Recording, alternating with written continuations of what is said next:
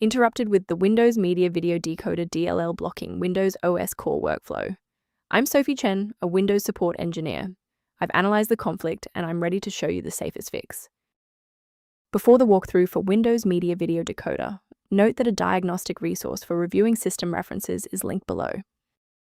This is the Windows Media Video Decoder, the primary decoding engine for Windows Media Video streams. It manages the hardware-accelerated decompression of video data. If missing, media players will report codec initialization failed or video stream not found when attempting to play WMV or .asf files.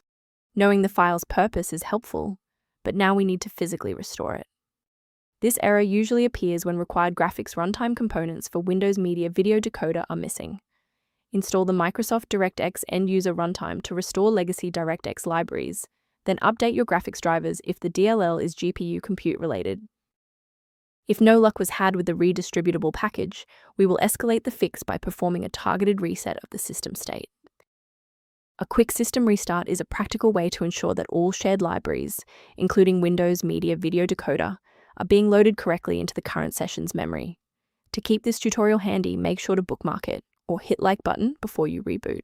It saves you from having to look for the video again once you're back online. If the initial power cycle failed to restore functionality, we will now proceed to infrastructure level support. You may pause the video now to ensure your environment is ready.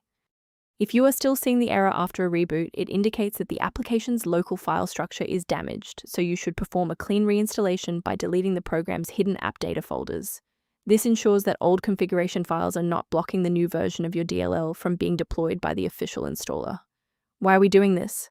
Well, third-party libraries are often cached in temporary directories, and a clean wipe is the only way to force the software to recognize a fresh library file. It's worth taking a moment to discuss the safe acquisition of runtime components. Do not compromise your computer's health by sourcing Windows Media Video Decoder DLL from random internet mirrors, which often harbor hidden tracking scripts designed to bypass standard antivirus protocols. For those who prefer a structured maintenance plan, you can access an official diagnostic resource at the link below. If missing library references are recurring, the software linked below provides general information on maintaining Windows Media Video Decoder.